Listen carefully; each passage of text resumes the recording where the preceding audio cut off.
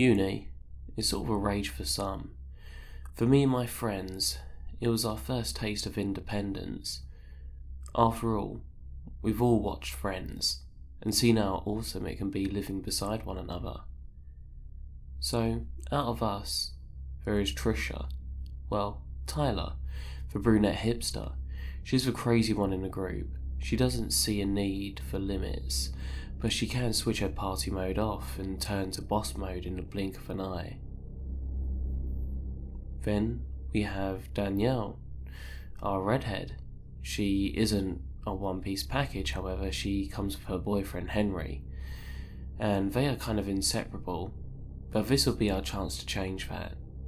This is going to be our girl time, our place, our rules. But hey, you can't interfere with others' relationships. Then of course, there is myself, Hannah. I'm the blonde. People treat me like I'm the shy, quiet, vulnerable type, but of course, that's for those who don't know me. My friends know me for being a little forward, not cocky, but confident. Kind of a control freak, but not high maintenance. I just have my own way of doing things, and it works. We spent our summer break before heading to uni searching for the perfect rental. We had it all planned out. We wanted a modern townhouse with loft space to store all of our shit, spacious garden, and no creepy ass basement. House after house, week after week, and we were having no luck. No one wanted to take on 3 uni students. Well, creative and performing arts students as tenants, and it was obviously this which was the issue. We were okay for the money, we tended to work part-time, and our parents were there as our guarantors, for fuck's sake. Well, we were at Will's end. That was until we got a call from Angela, from the estate agents, asking that we come down to her office. She happened to found us a house. This one, she said, she kept in case of emergencies, or in cases of desperation. The house itself was beautiful, only in a Addams Family kind of way, I guess. It was a relatively old building. She told us it must have been built during the mid-1800s. One thing about it I really liked was that one of the bedrooms was like that of a spire, the kind you see in the castles in Disney movies. It had a really unique twist to it. It was apparently a loft extension. The rest of the house was very horror show, but we were not in a position to be picky. After all, we had less than a week before we could start uni. So, after a quick if uncertain debate, the decision was made and we had a move date in only a day from now. So the next day, we all arrived around 12, including Henry. From there we approached the large iron-laden front door, complete with the old-fashioned door knocker. You know, the kind with the heavy ring looping through a face of some sort of cherub or gargoyle, or I don't know, it's hard to tell. Once inside the house, fortunately, it turned out it was furnished. Not to our taste, but hey, it helps, especially when you're a student. Each of us raced to choose our rooms. Danielle was busy directing Henry, and to Tyler's disappointment, I made it to the loft room first. We then brought up the rest of our stuff and began unpacking. Tyler and Danielle both took to the rooms on the second floor, so we could all be nearby, but not so near that we end up interfering with each other's studies. Night 1. Danielle was in the living room, snuggled up with Henry, and Tyler had gone out to get some munchies. Tonight, we decided, being our first night in, we would get a takeaway or takeout, whichever you want to call it. Danielle also brought an additional guest, her beloved dog, Rolo. He was a timid, quiet thing, so we had no objections to him being here with us. But we knew there'd be no way around it. Henry even came second to Rolo. Rolo even had his own room on the ground floor, which was next to the stairwell leading through to the basement. As I was getting myself ready, and into my lazy clothes, or pyjamas if you want to call them that, something caught my eye. There was this large window in my room, perhaps a foot above the ground, with a ledge, and only a foot below the ceiling. Its top was arched, and it was articulately decorated, with curved bars separating the glass into a Gothic pattern.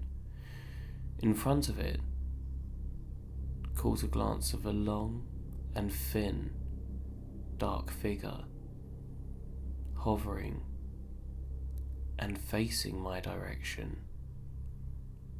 I felt my heart begin to escalate and pound like a small animal suffocating in a contracting cage. I moved my hand subtly to my phone so I can switch on my flashlight. I switch it on and turn simultaneously to reveal what is a long black lace dress. I stare it down for a good minute before my bedroom door bursts open with a rush of light.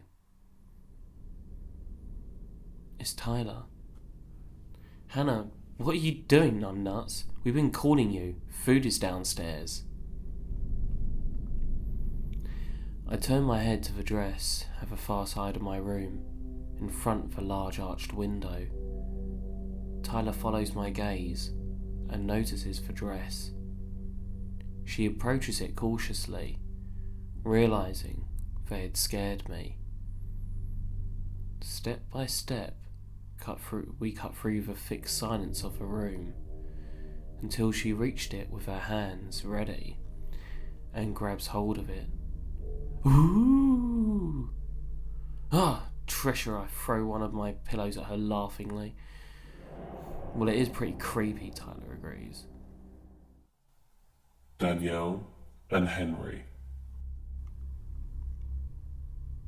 I'm sitting in the living room with Henry waiting for those morons to hurry up so we can plate up our dinner and begin movie night, when the lights suddenly shut off. I called out to the girls. Hannah? Tyler? Nothing. I ask Henry to help me find my phone.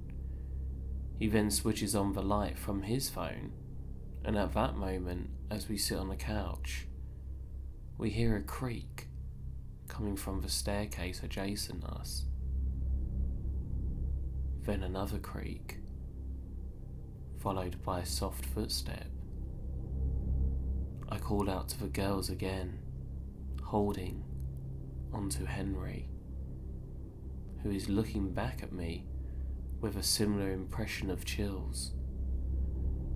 Henry slowly aims his phone towards the staircase, exposing a pale, white foot. We are scared silent, only feeling the beat of our own hearts, the cold spikes nipping at our backs before a long, dark figure emerges. We both let out an unholy scream until we were interrupted by a menacing laughter as the light switched back on. You two are so easy, Tyler cries. We all rejoice in laughter and joke over how much of a bunch of sissies we are before we take to our dinner. So Danielle, what are we watching?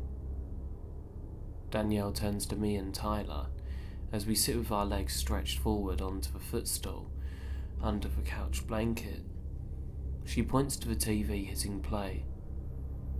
Captions roll on. The Woman in Black. The night plays on and the movie is over after around 2 hours. and we switch the lights back on.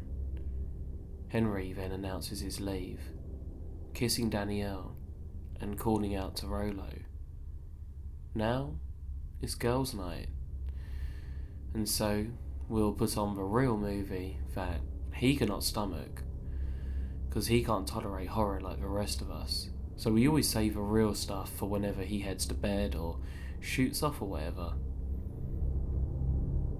So another hour and a half, 2 hours later, and Danielle realises she is out of smokes. Looking over to Tyler, she takes a hint. Getting up and grabbing her keys, signalling their leave, Tyler looks over to me, asking if I need anything. I stretch and shake my head. After they leave, I head up the 2 flights of stairs to my bedroom. Hannah's bedtime story. I begin my ritual, despite being pretty laid back. I like having things in a certain way, so I place my phone on charge at the top of the left bedside table, switch on the dial to 90 minutes with the fan to my right. I circle my sight around my new room. A soft, pale light pours in from the far window. A bright moon looking in gives the room a natural, if eerie, glow. That puts me at a level of ease. Before nodding off, I find myself looking over again at that window, maybe just drawn to the soft glow coming in. I begin to feel my eyes growing heavy as I lie in my bed. The room around started to grow dark, and a deafening silence consumed the atmosphere. I could hear the sound of myself breathing. I held my breath as to ease my anxiety levels to help me sleep. Now I realized I can hear the sound of a raspy breath, like that when you wheeze and stutter your inhale, like with a chest infection. The sound of phlegm built up in the throat, dried, tightness to the lungs. I gasp and open my eyes set on the window. I see it. I see the long, dark, thin dress. Only now, with a huge, black and chaotic nest of hair sparking up and down to the shoulders. I close my eyes and attempt to will myself awake. My body tightening, sweat seeping and swimming down my back. I feel my eyelids beginning to twitch. My eyes reopen. I am awake. Yet, there before me now, only it is closer, and I can see something of a face forming under the dishevelled veil of matted black hair. The flesh that I see is pale, without expression or features, and that sound of breathing, suffocating, growing louder. It hovers towards me, and I scream. A sudden burst of light fills the room. Both Tyler and Danielle are in there with me, their eyes wide and filled with a cocktail of shock and confusion. I grip and hold onto Tyler, crying, as I look up to see the dress, that dreaded, ugly dress, is back, hanging motionless in front of my window, staring back at me. Shortly after, Tyler decides and agrees to stay in the room with me. Danielle heads back to her room, wishing us good night. Danielle's bedtime story. I sneak Rolo up into my room. The girls are funny about him being on any other floor than the ground, but I cannot leave him down there on his own. And after all the screaming from Hannah, it's put me in a bit of a vulnerable state. I mean, they have each other, and it's only right that I get to have him upstairs with me. The main reason I decided to stay in my room is that I'm a very light sleeper. Unfortunately, the girls know this, so they're aware that I have to be in my own comfort zone with minimal interference, so no noise. My eyes begin to grow heavy as my tiredness progressively takes hold of me. Before I know it, and without realizing, I fell asleep, only to be awoken by the sound of scurrying footsteps. I gasp, take a deep breath, and I call out to Tyler and Hannah. My voice shook, as though scared to leave the warmth of my quivering throat, only to receive a house of dead noise. I plucked the courage to call out again, and I was interrupted by a second phase of footsteps, only they were louder this time, and closer. I swallowed hard, feeling my skin tighten and the hairs on my arms raise. It was then I was overwhelmed by a faint, yet potent odour of something musky, old, and almost rotten. The footsteps start again, only this time not in rapid succession, but in long, singular strides, each one bringing the putrid stench closer, and the footsteps, they grew louder. I held on to Rolo tightly as he began to squirm. Whatever was out there, I'm not about to let my baby run out to it. The light in the hallway outside my room switches off, sending my room into total darkness. And now I hear a heavy breathing nearing my room. Suddenly Rolo jumps up, letting out a furious bark. To my shock, the smell suddenly dissipates, the hallway light switching back on. I have never held on to Rolo before the way I did that night. So I hope you guys enjoyed that. I'm planning on making this one a few parts long, and in the meantime, I'd really like to hear what you guys thought about it in the comments section. And maybe you guys could tell me what you would like to happen next, and to who. Sorry for the lack of content. I'll be releasing something of a video update soon on the next big project I'm doing, which I hope is going to be pretty epic. But for now, if you liked that one, then give me a cheeky click on the like button, and please, please, please help me out by sharing this one, and maybe even my channel too. And as ever, I wish you sweet nightmares.